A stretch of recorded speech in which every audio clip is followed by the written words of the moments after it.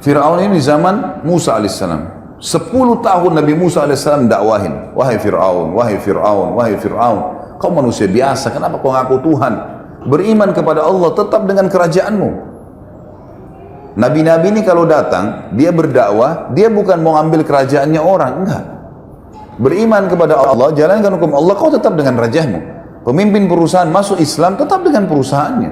Tapi hukum Allah diterapkan, tidak pernah Islam datang merampas apapun. Cuma keyakinannya diperbaikin, ini ada Tuhan yang menciptakan langit dan bumi. Dan ingat, tetap kita berputar di poin yang penting nanti adalah di mana Tuhan kita Allah, kenapa tidak kelihatan dan bagaimana berhubungan dengannya. Ini pertanyaan puncak nantinya. Ini semua saya datangkan untuk mendongkrak pemahaman ke situ. Maka yang terjadi Bapak Ibu sekalian, Fir'aun ini didakwai 10 tahun oleh Nabi Musa alaihissalam. Setiap hari didakwain, tetap menolak. Saya simpulkan di akhir hidup Fir'aun pada saat dia mau meninggal, ada 3 kejadian besar merupakan tanda-tanda paling besar dari Allah SWT kepada Fir'aun. Tapi subhanallah, tekak, keras kepala, nggak mau masuk Islam, nggak mau beriman pada risalah Nabi Musa alaihissalam, maka Allah tenggelamkan sekalian. Kejadian yang memuncak adalah yang pertama, waktu Fir'aun lihat Musa alaihissalam terus mendakwai, setiap hari bertambah pengikutnya, maka dia bilang, hai Musa, saya yakin kau penyihir. Musa udah bilang, saya bukan penyihir. Tongkatmu bisa berubah jadi ular, ini mukjizat dari Allah. Tanganmu bisa mengeluarkan cahaya, karena Musa alaihissalam kalau tarik dari bawah ketiaknya, tangan kanannya keluar cahaya terang sampai silau, matanya Fir'aun bisa melihat. Tetap dia bilang itu sihir.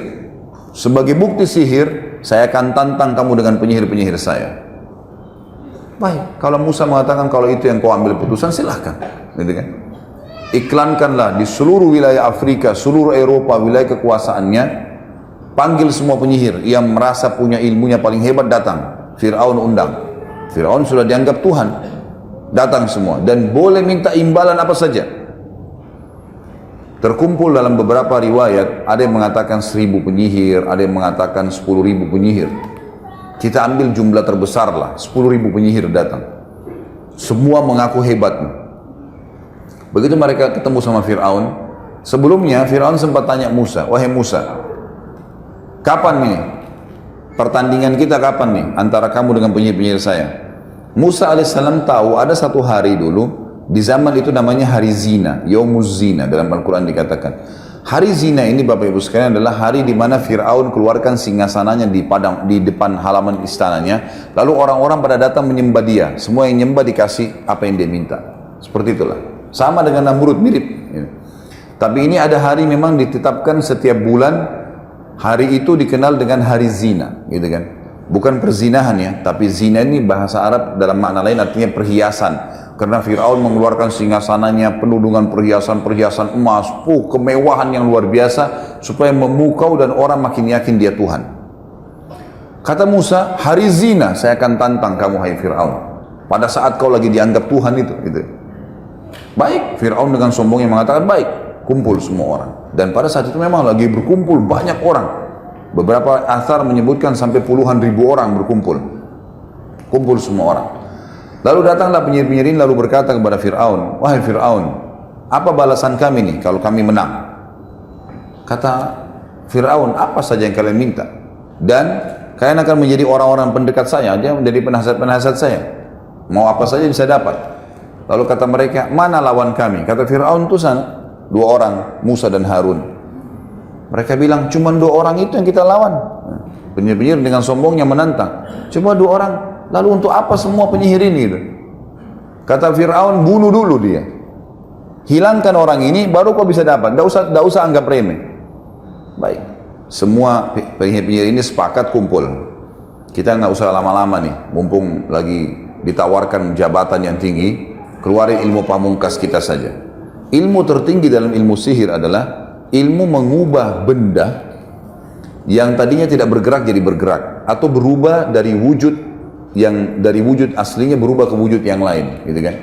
Seperti misalnya tali berubah jadi ular, pohon kesannya bergerak, tidak ada suara tiba-tiba kesannya ada suara, dan seterusnya. Seperti itulah untuk menakut-nakuti orang, karena kalau seseorang tidak takut maka tidak akan berpengaruh semua itu. Syaitannya nggak bisa buat apa-apa. Lihat tuh para penyihir-penyihir sekarang, kalau mereka mau menghipnotis orang, gitu kan, di TV, menepuk orang supaya bisa buat seperti yang dia mau. Sistem penyihir yang dilakukan, harus orang-orang itu dulu dikuasai sama dia. Minimal takut, minimal percaya, baru bisa. Kalau tidak percaya atau tidak takut, disuruh turun dari panggung, nggak bisa. Dianggap nggak bisa. Karena ini nggak bisa dipengaruhi oleh syaitan. Gitu kan? Orang kalau punya keyakinan kuat tidak bisa. Gitu. Maka akhirnya penyihir-penyihir ini pun berkata, kita keluarin pamungkas ilmu bang. Apa itu? Tali-tali diubah jadi ular. 10.000 orang semua ini pegang tali, kemudian mereka lempar untuk dijadikan sebagai ular yang bergerak. Pertamanya mereka bilang pada Musa, wahai Musa, kamu yang nunjukkan kemahiranmu dulu atau kami duluan? Kata Musa, silahkan duluan, lihatkan saja. Maka mereka pun akhirnya, kata Allah, mengubah tali-tali mereka, yukhayyalu min sihrihim annaha tas'a, mengubah dengan sihir mereka seakan-akan tali itu bergerak, berubah jadi ular dan bergerak. Maka semua orang bersorak-sorak waktu itu. Luar biasa ini kejadiannya, dan banyak puluhan ribu orang menyaksikan. Fir'aun pun dengan banggahnya duduk di singgasananya melihat kejadian tersebut. Nah, ini sudah luar biasa, 10.000 lawan 2 orang nggak mungkin. Sempat Nabi Musa alaihissalam dalam Al-Quran dikatakan fa'aujasa fi nafsi khifatan Musa. Musa alaihissalam sempat takut sejenak, sebentar, ragu nih. Lalu Jibril datang mengatakan, kulna la takhaf, kami berkata kepadanya, jangan kau takut, innaka antal a'la, kau pasti menang.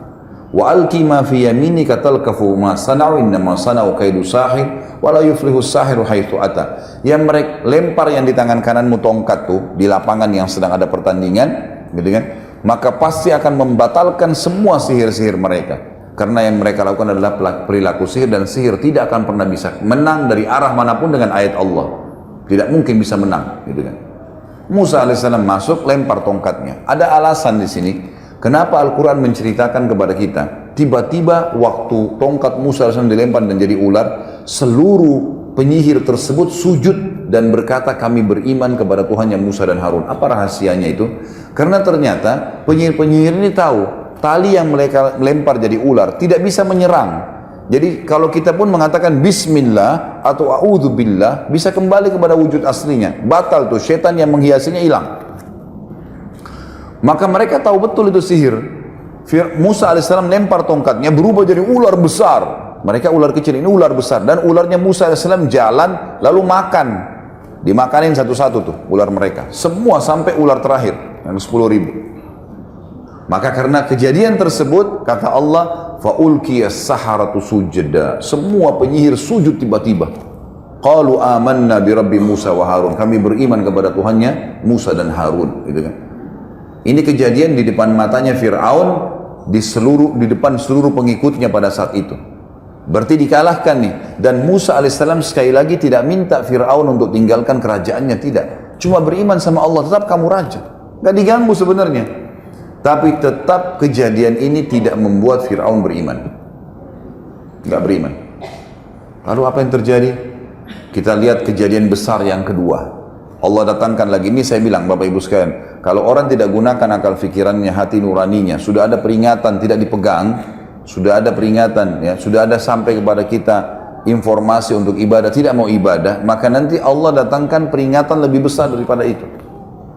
Kejadian kedua yang besar pada saat itu, berjalanlah kehidupan Fir'aun seperti biasa, Musa alaihissalam juga berdakwah, lalu Allah timpahkan cobaan yang berat yang kedua kepada Fir'aun dan pengikutnya. Ditimpakan musim peceklik, kering, Mesir kering, gak ada air, sampai sungai Nil yang merupakan sumber kehidupan utama masyarakat Mesir habis airnya, habis kering, gak ada air. Fir'aun berusaha secara manusiawi, gitu kan, mendatangkan air, berikan tumbal. Ini sungai Nil ini sudah dilemparin sapi, lemparin kambing, lemparin anak gadis, tumbal, gak ada airnya.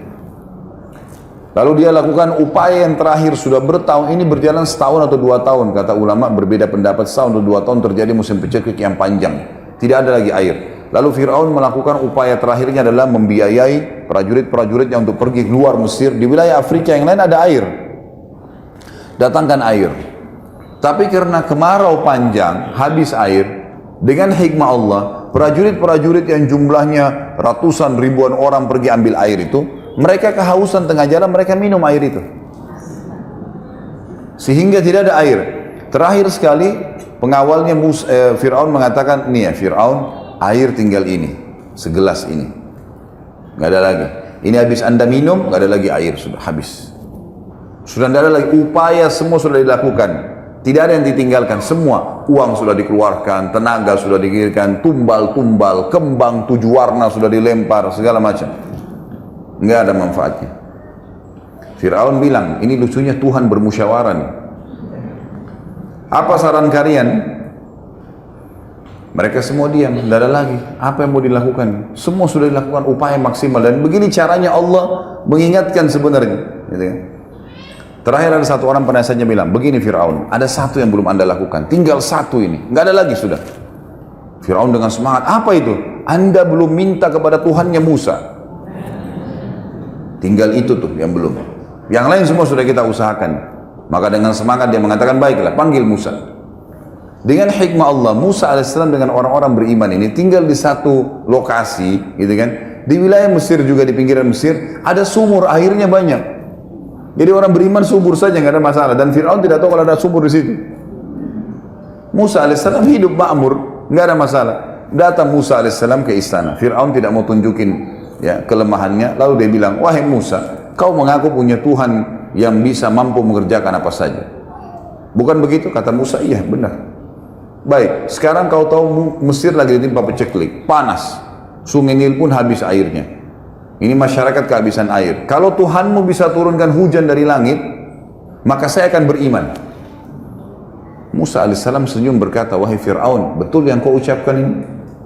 Kalau Allah Tuhanku, diulangi begini, Tuhanku dan Tuhanmu Allah menurunkan air dari langit dan hilang nih masalah di Mesir, kau akan beriman? Kata Fir'aun, kalau Tuhanmu turunkan hujan dari langit yang saya tidak bisa lakukan, tentu saja. Dan ini jadi saksi semua nih, orang-orang dayang-dayangnya, perdana menterinya, semua jadi saksi semua.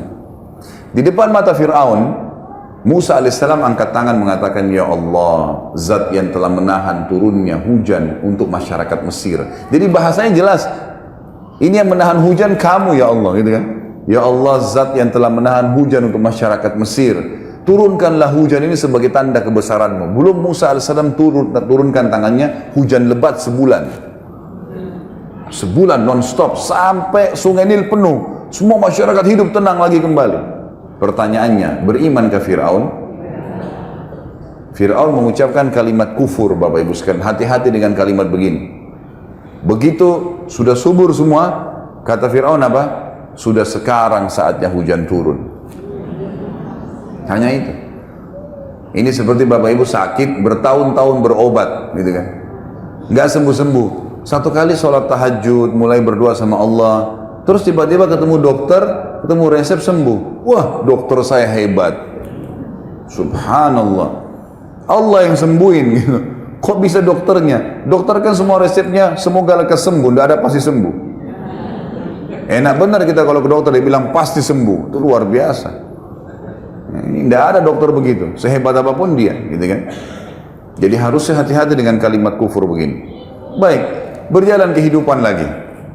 Ternyata dengan kejadian tersebut tersebar satu wilayah Afrika.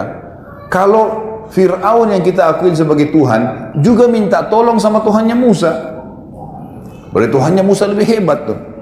Banyak orang beriman kepada Musa alaihissalam, beriman kepada Allah. Fir'aun melihat komunitasnya dia makin kecil, tinggal yang di sekitar kerajaan. Yang lainnya ini kena tampiasan dakwanya Musa alaihissalam.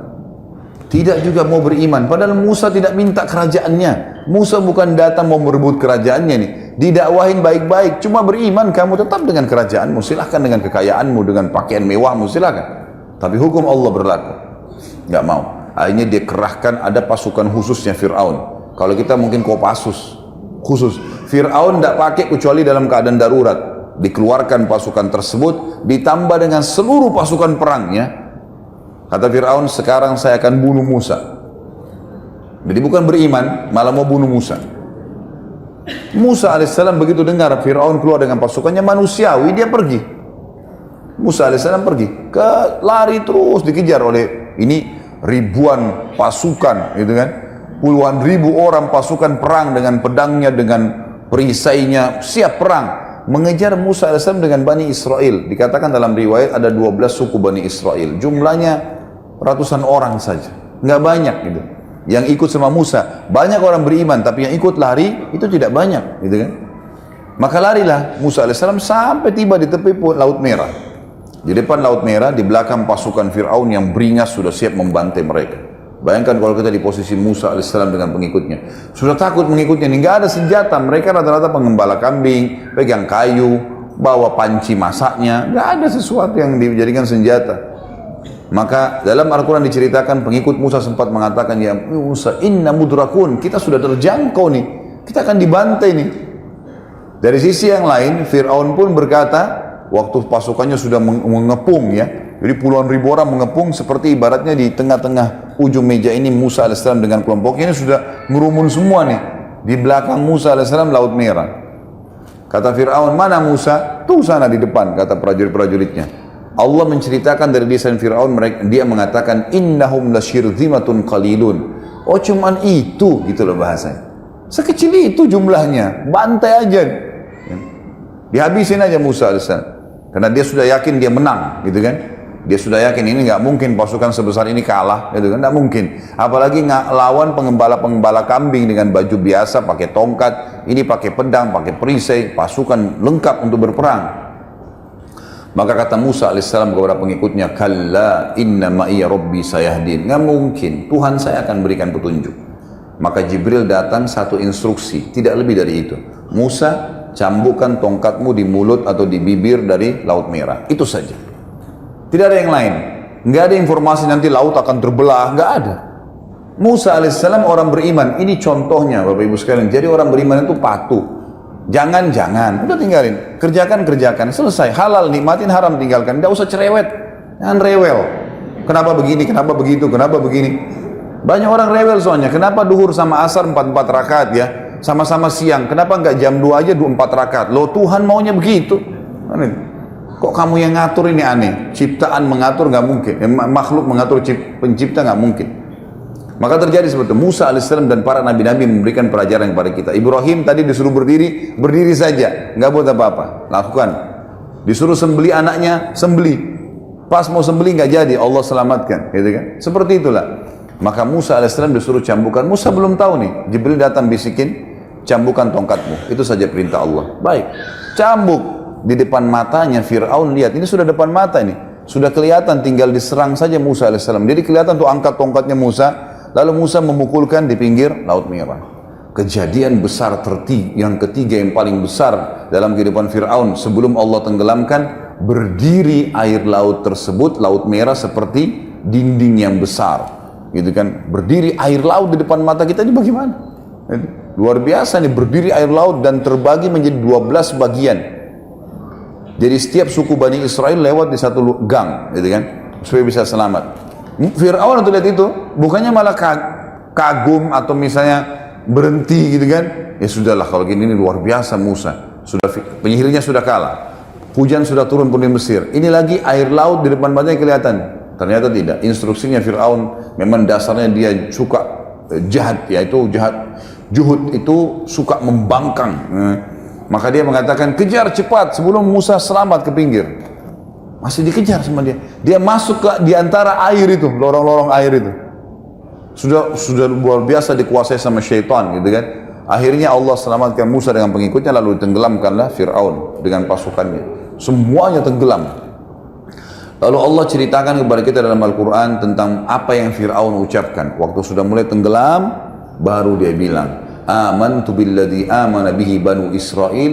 Ya, saya beriman kepada apa yang diimani oleh Bani Israel. Kata para ulama, dia nggak bisa lagi ucapin Allah, karena sudah bangkangnya. Saya mau beriman, gitu kan? Kata Allah, al-ana, sekarang, waqad kunta minal mufsidin, sebelumnya kau menjadi perusak di muka bumi, gitu kan? Gimana caranya? Hari ini kami akan selamatkan badanmu sebagai tanda-tanda kebesaran untuk orang-orang yang datang setelahmu. Sampai sekarang di museum di Kairo bisa dilihat muminya Fir'aun. Masih ada. Jelas ada fisiknya, inilah orang yang membangkang kepada Allah. Seperti itu.